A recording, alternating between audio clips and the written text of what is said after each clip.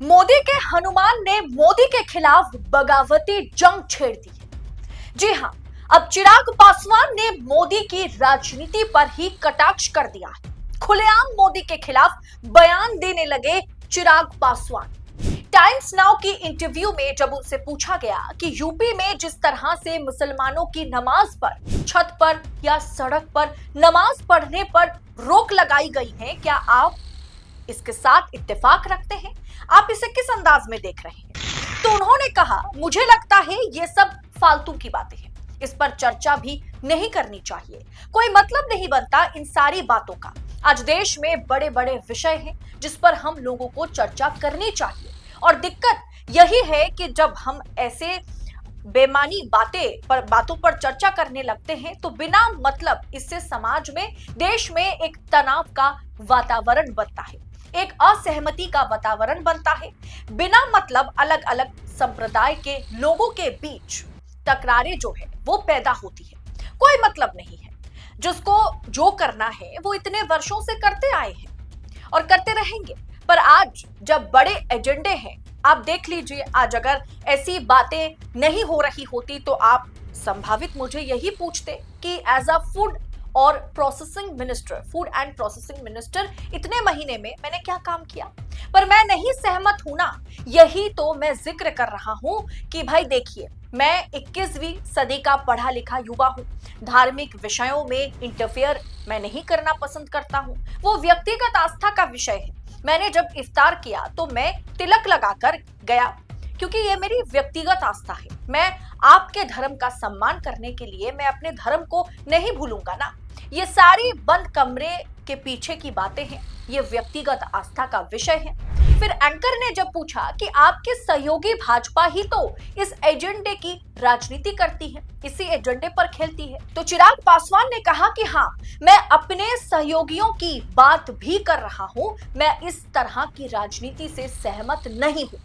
यानी चिराग पासवान के इस बयान ने साफ कर दिया है कि हिंदू मुसलमान वाली राजनीति के खिलाफ चिराग पासवान है, और उन्होंने साफ कर दिया है कि ईद के बाद सदन में 1 अप्रैल को जब वक्फ बिल को पास कराने की कोशिश की जाएगी तो चिराग पासवान समेत 5 सांसद इस पर अपना समर्थन नहीं देंगे।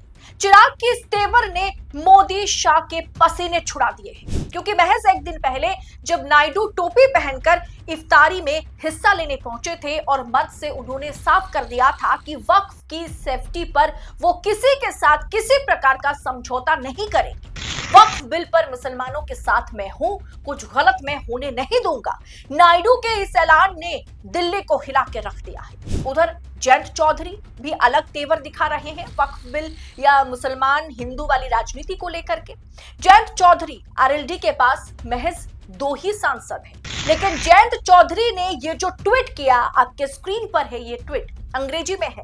उन्होंने इस ट्वीट के जरिए योगी सरकार को तानाशाही सरकार, योगी आदित्यनाथ को तानाशाह के साथ तुलना की, और जुम्मे के दिन और ईद के दिन नमाज पर जिस तरह से रोक लगाई गई है कि सड़कों पर नमाज नहीं पढ़ सकते, अगर मस्जिद खचाखच भर जाए तो आप अपने घर के छत पर नमाज नहीं पढ़ सकते, वरना पासपोर्ट, ये आईडी कार्ड जो है वो जब्त कर लिया जाएगा। इसके खिलाफ जयंत चौधरी ने मुखर होकर के योगी सरकार की आलोचना की है। अब नीतीश के पास भी कोई चारा बचा हुआ है नहीं कि वो इस बिल का, वक्फ बिल का समर्थन करे, क्योंकि नायडू, चिराग पासवान, जयंत चौधरी ने साफ कर दिया है, और नीतीश भी अब एनडीए के बाकी सहयोगियों को देखते हुए इसका समर्थन सदन में नहीं कर पाएंगे, नहीं कर सकते समर्थन। वक्फ बिल पर अंदर खाने से खबर यह है कि नीतीश, नायडू, चिराग पासवान और जयंत चौधरी के बीच अलग अलग समय पर ओवर द फोन बातचीत हो गई है।